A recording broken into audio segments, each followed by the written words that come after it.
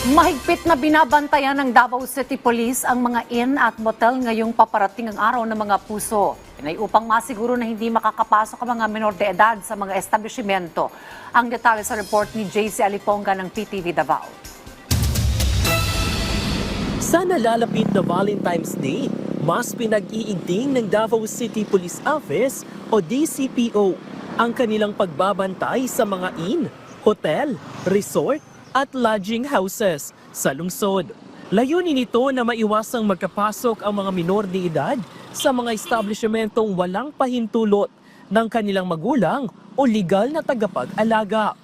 Dagdag pa ng DCPO, magpapatuloy din ang kanilang aktibong monitoring sa mga lugar na may inn o hotel para masiguro na walang minor de edad ang makakapasok sa lugar. Nga paliguno ng ato ang pakiga concern o coordinate sa mga business establishment o sa mga inns, hotels and resorts nga dili pwede ang mga bata nga mosulod sa mga kwarto sir nga dili kuyog ila mga ginikanan na guardian ba or mga. Ayon sa ilang empleyado at may-ari ng mga inn sa Davao City, mas mahigpit na ngayon ang pagpapatupad ng kanilang mga patakaran. Bago makapasok ang sinumang bisita sa kanilang establishmento, hinihingi muna ang valid ID para ma-verify ang edad. Bahagi ito ng kanilang hakbang para masiguro na walang minor de edad ang malalagay sa panganib o pang-aabuso.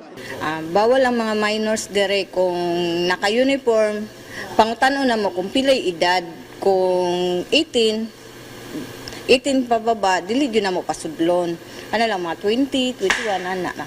Kasi paano na ito sila ginag-check, ma'am? Ginakuha na mo ilang ID. Una, hindi namin pinapapasok ang mga minors. Tapos, yun lang, hindi naman kami naghihingi ng ID. Unless na senior yung magche-check-in o kaya PWD. Maaaring pagboltahin at posibleng maaalis ang business permit ng establishmentong mahuling di sumusunod sa ipinapatupad na pulisiya ng PNP Davao. Mula dito sa Davao City, JC Aliponga para sa Pangbansang TV sa Bagong Pilipinas.